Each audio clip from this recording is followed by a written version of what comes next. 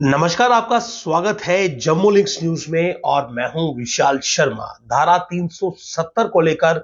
एक बड़ी अपडेट इस समय सामने आई है और कहीं ना कहीं सबसे अहम जानकारी इस समय धारा 370 के निरस्तीकरण को लेकर मैं आपको इस समय दे रहा हूं कि धारा 370 की निरस्तीकरण को लेकर सुप्रीम कोर्ट में जो केस चल रहा था और जिसको लेकर जो फैसला था वो रिजर्व था और 5 जजेस की कमेटी ने फैसला जो था वो रिजर्व रखा था कि ये फैसला जो है ये बाद में सुनाया जाएगा। तो इस समय की ये बड़ी अपडेट है कि इस आगामी सोमवार को यानी कि 11 दिसंबर को धारा 370 को लेकर सुप्रीम कोर्ट अपना फैसला सुनाएगा। ये बड़ी अपडेट है कि जम्मू कश्मीर के हवाले से धारा 370 का निरस्तीकरण होना 5 अगस्त 2019 को और उसके बाद से इस मामले को सुप्रीम कोर्ट तक लेकर जाना कुछ सियासी पार्टियों का और कई गैर सियासी जमातें भी इसमें शामिल थी और सुप्रीम कोर्ट का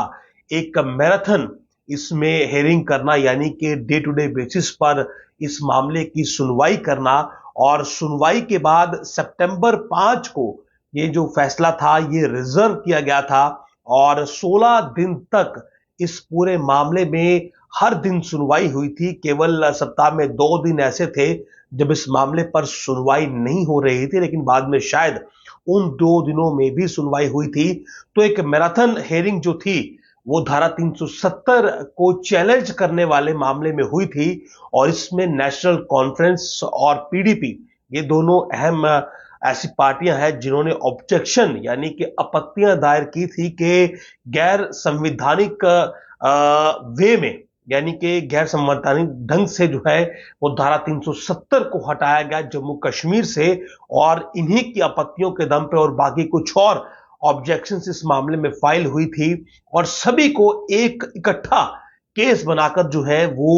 डे टू डे बेसिस पर हेयरिंग की गई थी और उसी के बाद जो डिसीजन था वो सुप्रीम कोर्ट ने रिजर्व किया था और जो फाइनल फैसला था वो 5 सितंबर को रिजर्व हुआ था और उसके बाद से हर किसी को इंतजार था कि आखिर धारा 370 के निरस्तीकरण को चैलेंज करने वाली इस पिटीशन पर उच्च आप ये कहें कि देश की सर्वोच्च न्यायालय क्या फैसला सुनाती है। तो इस समय की ये बिग ब्रेकिंग है और इसीलिए मैं आपको बता रहा हूं कि आगामी सोमवार जम्मू कश्मीर के हर नागरिक के हवाले से बहुत अहम होने वाला है क्योंकि धारा 370 को लेकर सुप्रीम कोर्ट अपना फैसला उस दिन सुनाएगी। तो जम्मू कश्मीर के हवाले से आगामी सोमवार यानी कि 11 दिसंबर सबसे अहम दिन है क्योंकि 5 जजेस की जो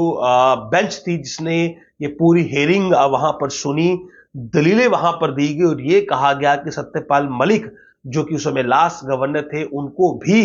कंसल्ट नहीं किया गया जिस वक्त ये पूरा माफ करिएगा फैसला लिया गया और इसीलिए ये अनकॉन्स्टिट्यूशनल है और बाकी भी बहुत सारी दलीलें जो थी वो दी गई थी और ऐसे में सुप्रीम कोर्ट ने इस फैसले को सुरक्षित रख लिया था। सितंबर में यह फैसला बाद में सुनाया जाएगा कि आखिर क्या धारा 370 दोबारा से जम्मू कश्मीर में लागू होगी या फिर धारा 370 अब पूरे तौर पर जो है वो समाप्त हो चुकी है। लेकिन अब दिलचस्प मोड़ यह है कि सुप्रीम कोर्ट का फैसला जो है वो क्या उन सियासी जमातों के हक में आता है जिन्होंने इसकी स्क्रैपिंग को लेकर यानी कि इसके हटाने को लेकर सुप्रीम कोर्ट में दस्तक दी थी, जिन्होंने ये कहा था कि ये गलत तरीके से हटाया गया है और दोबारा इसे बहाल किया जाए और क्या ये फैसला सरकार के पक्ष में आता है क्योंकि अभी अगर आप बात करेंगे तो अभी हाल ही में 2 लॉ जो है जिसमें रीऑर्गेनाइजेशन है और डिलिमिटेशन भी आता है और जिसमें जो रिजर्वेशन है वो कश्मीरी पंडितों को दी गई है जिसमें रेफ्यूजियोज को जो है वो 1 सीट दी गई है। उसके अलावा एसटीज के लिए 9 सीटें रिजर्व की गई हैं, एससीज के लिए 20 सीटें रखी गई हैं। तो क्या अगर सुप्रीम कोर्ट अपना फैसला जो है वो उन पॉलिटिकल पार्टीज के फेवर में सुनाता है जिन पॉलिटिकल पार्टीज ने ये वहां पर दलील दी है कि धारा 370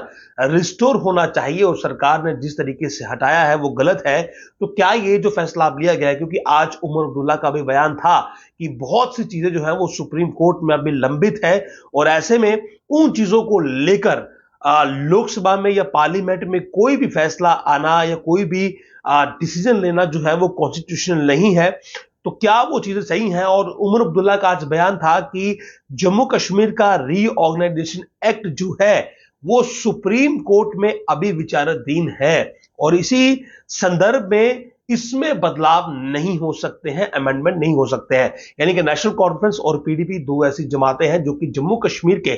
तमाम मसलों को और लोकसभा में या राज्यसभा में उठाए गए तमाम मसलों को सुप्रीम कोर्ट का वो हवाला देकर चैलेंज करते हैं जो कि धारा 370 से जुड़ा हुआ है। और क्योंकि सुप्रीम कोर्ट के वो 5 जजेस जिन्होंने पूरे इस धारा 370 पर हेयरिंग को सुना है, उनमें से